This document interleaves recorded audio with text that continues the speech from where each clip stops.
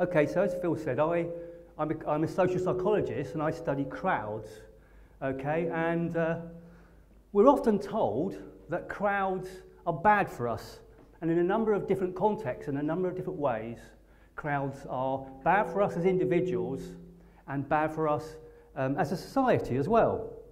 One context in which we're told that is the context of crowds involved in protests, in resistance, crowds involved in riots. These crowds are sometimes characterised as forms of madness because people lose their sense of self and they lose self-control. And because they lose their sense of self and self-control, their behaviour tends to be indiscriminately violent. And this is sometimes portrayed as a generic and inherent feature of crowds involved in protests. Simply by being part of a crowd like that, one loses one's sense of self and violence is an inevitable tendency. On the other hand, crowds are often associated with social change. Not all crowds are involved in social change, but when social change occurs, there's often a crowd. So there's a contradiction. There's a contradiction in the popular understanding of the role of crowds. And here's another one.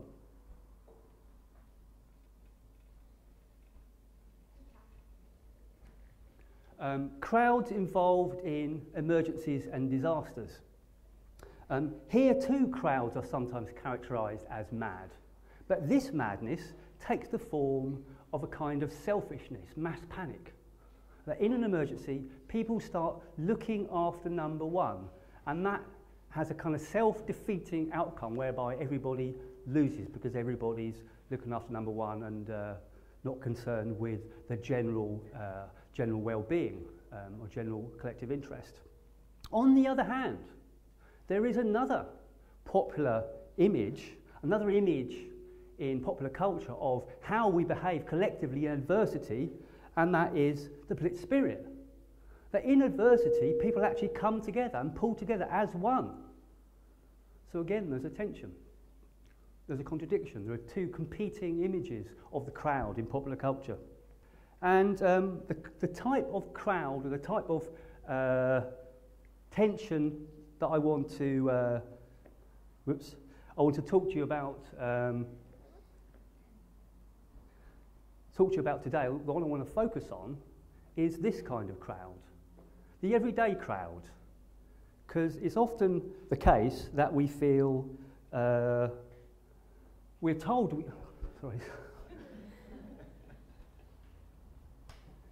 that crowding can be unpleasant. Okay, we don't like the busy shopping centre, the busy railway station, the crowded tube station. In the picture you can see people are uncomfortable. They're not looking at each other in the eye. They're looking at their newspapers. It's uncomfortable being amongst other people. At the same time, we all know that the sign of a good event, whether it's a music event or a sports event, is the fact that it's busy, that it's rammed, that there are lots of people there. And in fact, we seek out those kind of events, right? And we seek out the crowd. We would simply stay at home and listen to our CDs, right, if it wasn't for the atmosphere that the live event gives us. So there seems to be a tension there, a contradiction, right, in that. So what I want to talk about are the conditions under which crowding and crowds can actually be enjoyed. Okay, because both these things seem to be true to us, that crowding can be unpleasant and crowds can be a source of joy and pleasure. So I'm going to talk about some research I've been doing on these questions and answer these questions about when it is we enjoy being in crowds. Crowds which might in other circumstances be unpleasant and aversive. And I hope some of these ideas might be useful for you in what you do, but if they're not, I just hope they're interesting to you. So the event I want to talk to you about and focus on is this event, which took place in Brighton in 2002. It was called the Big Beach Boutique, and it was a free party starring the local DJ, Fatboy Slim. Anybody here who went to that event? Okay, what was your experience of that event? Anybody? Fun, yeah? Anybody else? Fun? Yeah? Anybody else? Okay, yeah, no, that tells you something, that it was a very big crowd, that you had to queue for the toilet. And you may remember that this was the second in a series of events held by the organisers. The one a couple of years before, they had about 50,000 people. So when they planned for this one, they again planned for similar numbers. They expected that around 50, 60,000 people would turn up on Brighton Beach. But a few days before, Fatboy Slim's wife, Zoe Ball, announced the event on the radio, and instead they got 250,000 people, which, as you may know, is the same number as the population of Brighton and Hove, all on Brighton Beach at the same time. And this overwhelmed the toilets, as you said. It overwhelmed the emergency services who hadn't planned for these numbers. It meant all the emergency exits were blocked, and so it was a bit of a problem, at least for those organising it. And the media representation of the event afterwards was that it was a near disaster. There's a quote here from The Guardian, and all the newspapers said similar kinds of things. Panic at DJ Fatboy Slim's beach party. Seaside resort brought to the brink of disaster. Now, just to give those of you who weren't there some idea of what it looked like, that is the view east from the promenade down to the sea. Okay. There's another couple of views. So a very busy, a rammed event, but one in which some people at least, enjoyed. Now this takes me to the question of who enjoyed it and what was the experience of those who didn't enjoy it, because those people who sometimes say that crowd events are bad are sometimes those who aren't in that event but are outside that event, if not physically, then psychologically. In this study that we carried out, we interviewed crowd participants, we interviewed party goers, but we also interviewed some of the organisers, the stewards, the ambulance people, the police. Okay, and they came up with, they described some very different experiences of this crowd event. And I just want to, before I go into this specific question of how people can enjoy density, right, extreme levels of density, I want to tell you about some of the contradictory experiences between crowd members and those outside the crowd. So we interviewed police officers, and the overwhelming theme in their account of what was going on was of disorder, and disorder as widespread, as including many members of the crowd and as typical of the crowd. And I've just got a quote to illustrate that. Everywhere, people were committing offences. I was asked to hold a male's joint while he made a phone call sitting on top of a plastic roof toilet. So the vivid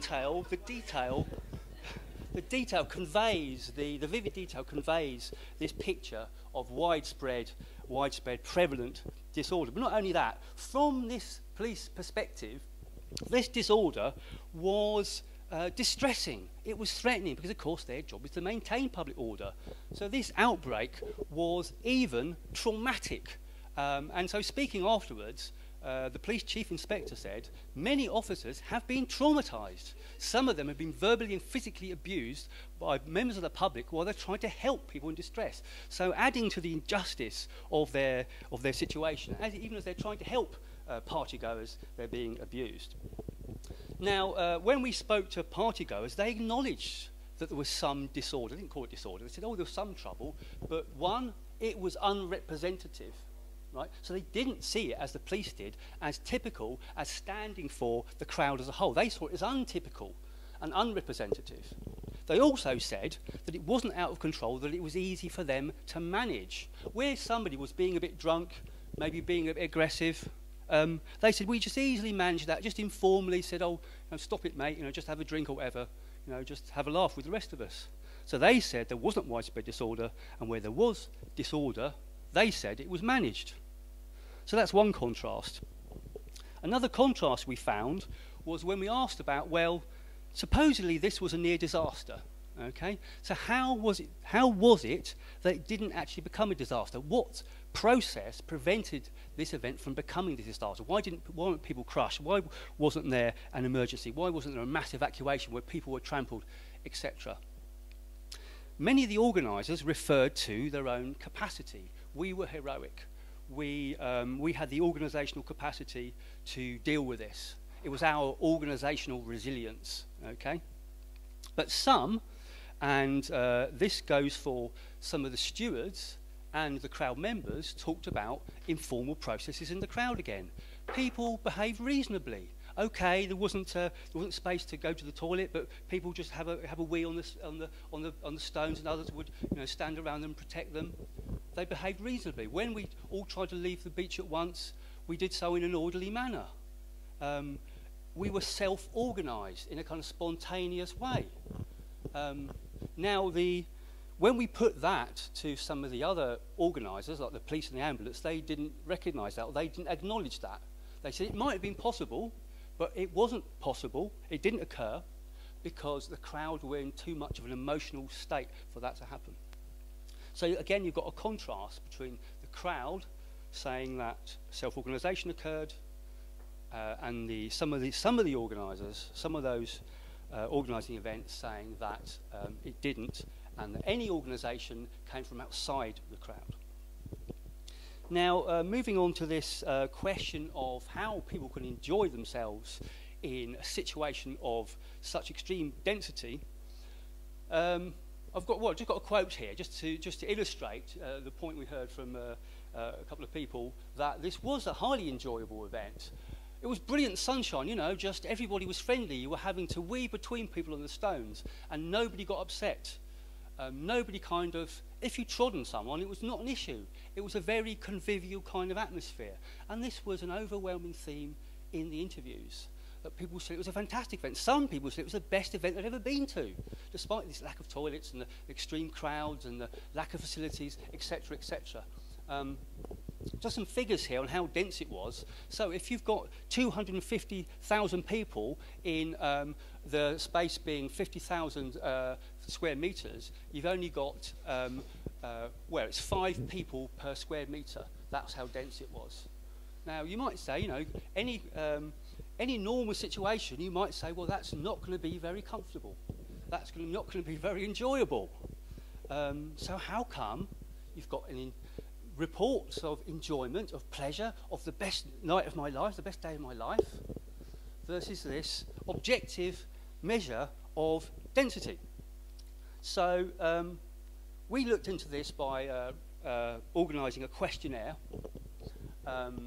and we had quite a small sample, but we made sure that there were people who were fans of Fatboy Slim, were relatively experienced at clubbing and going to parties, and had attended nightclubs. So they were party goers. And we asked them a series of questions. First of all, how crowded do you feel? We also asked them, did you feel joyful? And we asked whether they identified with the crowd, whether they had a shared identity with the crowd. And at this point, I need to introduce you to the key concept underlying everything else I'm going to say, and which I think has some applicability to a lot of other situations beyond crowded events on Brighton Beach. The idea of a social identity is something that we share and which is different from our personal identities. Our personal identities are that which makes me individual. I'm John, you're Phil. We're different, but we share. Perhaps we're ex-Sussex alumni. We're all friends of Wired Sussex. This we share and gives us a social identity. So, some of the social identities you might have are being English, being fans of particular football teams, being psychologists, being members of an online community, when we think of ourselves as us rather than as me or I. And these different group identities become salient to us, become important to us, and guide what we do, how we feel, and how we think in different contexts. So in a football match, your football identity, if you're a fan of football, your football identity might be salient, whereas in a lecture theatre, your identity as a lecturer or a student might be more salient to you. That context also includes other people, and that means that the meaning or the emphasis within that particular identity varies as well. So, I'm a psychologist, okay? And if I'm in a room with other scientists who are physicists, then I seem a kind of soft scientist, right? Soft old social science, relative to hard scientists. That's how I would appear, okay? But if the other people in the room are artists, then I would appear a hard scientist. And I might feel that in myself, in comparing myself relative to this other group of people. So not only do different identities become salient in different contexts, but the meaning of those identities also varies according to context, depending upon who we're comparing ourselves with. So I said that identities, different identities, will drive behaviours because each identity has with it a set of norms, a description, understanding of appropriate conduct. Okay? And this explains why people are sometimes inconsistent. Personality theories have had a lot of problems with our situational influences. We can understand them in terms of variations in social identity. The same person who is a wild fan at a gig, or who shouts abuse at a football match, is a sober office worker in the office. Because each of those identities has different norms associated with different understandings of appropriate conduct. Now, I said this has general applicability because social identification of the crowd, it could apply to a crowd you're with physically, but these ideas also apply to virtual crowds, people that you identify with who are not actually physically co-present. And these ideas have a number of implications for behaviour and cognition and feelings, which I want to tell you about now. The first set of implications that social identity has are for how one relates to others, how one behaves with others in the crowd, okay? So if other people are the same as us, first of all, we expect agreement. We're the same people as them. We expect to have the same opinions and the same views. We expect to believe the same things. We don't expect to be different. It also means that we can influence each other. We're more likely to be influenced by people who share the same social identity as us than people who with a different social identity. In fact, we might use the fact that they're different as a way of distinguishing and differentiating ourselves from them. We also expect social support from others if we're in the same group and share the same social identity. And we want to give social support to others because their interests are now our interests. We're the same people.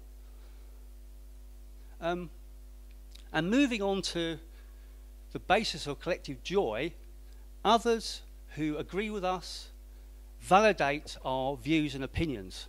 If you're in a minority group, right, and you find yourself in a demonstration, right, where for the first time you're with hundreds of people who all feel the same as you, and they're all expressing the views that normally you would keep to yourself, that is a very validating experience. It tells you, yes, I'm right, I'm not alone in this, and I'm right.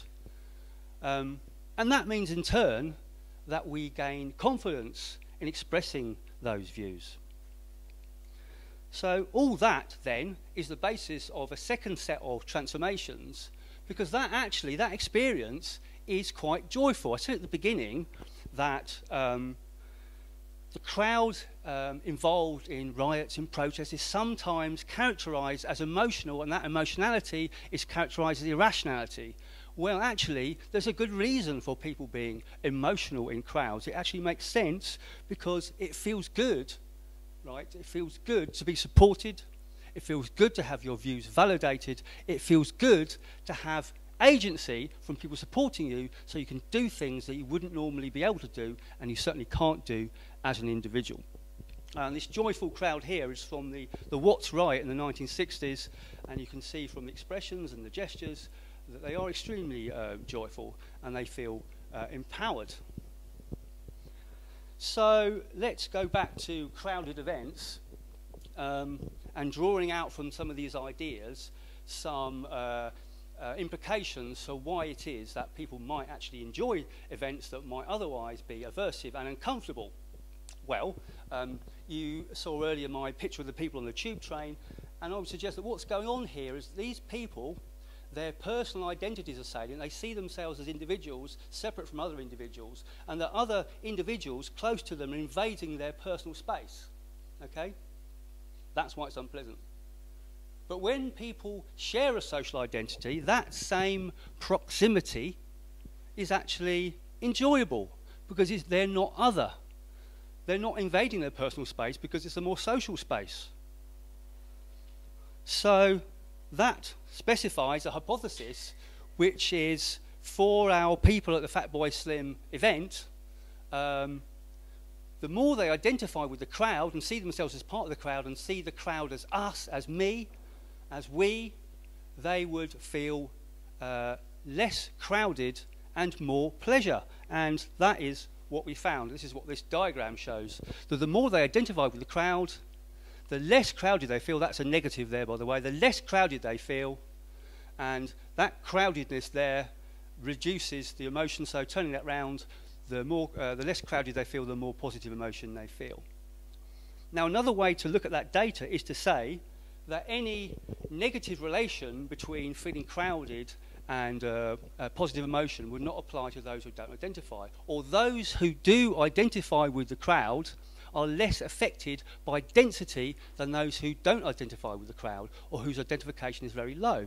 Okay, so we tested that and found, look, if you look at the figure, the line going down is what you normally expect, right? So as it becomes more dense and people say it's very crowded, their positive emotion, right, goes down. Okay? These are the low identification people, the people that don't see the crowd as us. These are the people that see the crowd as us. As it becomes more dense, more crowded, their positive emotion stays almost the same. It's almost horizontal. They're not affected by density in a negative way. So, coming back to my question of what are the conditions under which a potentially aversive, dense event can be enjoyed, well, it's shared social identity. This explains why an event which might look hellish from the outside can actually be heaven. Now, I just want to briefly give you another example to show you that these arguments don't simply apply to a crowd on a beach in Brighton, and that these arguments also have generality beyond pleasure to a practical field. This is the crowd to the Hajj at Mecca, right? And every year, the Hajj to Mecca attracts 3 million people, all in the same place at the same time. And this crowd goes up to densities of 8 people per square metre. In the inset, you can see that this group of people are at a level of 6 people per square metre. Right, and we interviewed and spoke to people there, and the accounts of joy and pleasure are the same as at the Fatboy Slim event. They loved it, right? What's going on, right? Of course, our hypothesis is the same, but this time we not only measured their enjoyment, we also measured how safe they would feel. Because, of course, if you've got a very dense crowd like this, the risk is crushing, okay? And in the past, there have been disasters at the Hajj. So what we did was we objectively measured how dense the crowd was by estimating the number of people per square metre. We asked people how safe they felt, and we measured the extent to which they identified with the crowd. Do I see the rest of the crowd as us, or do I say, oh, they're not good Muslims, I don't identify with them, okay? Now, this line down here, what this shows you is, as density goes up, as it becomes more and more dense, and up here you've got 8 or 9 people per square metre, it's, you know, objectively maybe not very nice, right? And these are the people who don't regard the crowd as us, the people low in identification with the crowd. These people actually report feeling less safe, as you'd expect, right? Like common sense, if you like. On the other hand, these people, these are the ones that identify strongly with the crowd, right? This actually goes up. So the more dense it gets, the more safe these people feel, right? Why? Because as I mentioned earlier, right, the more you identify, the more you expect social support. So that level of density is actually telling people there's more people around who will be considerate, who will be supportive, and that makes people feel safe. So to return to my question of when is the crowd a source of joy, it should be clear that what I'm arguing is that it is aversive, and this is a common experience when there is no shared social identification, but we seek out crowds, and those crowds that we seek out are people, crowds that we identify with. And then this question of whether crowds are bad for us or not, crowds are good for us when it's our crowd, and the reason that people show solidarity in an emergency is when they've got a shared social identity, and the reason that people are able to coordinate and take collective action to change the world sometimes is when they share a social identity. But that's not to say, of course, that everybody, and particularly those who with a vested interest in not changing the world, would see it that way. Okay.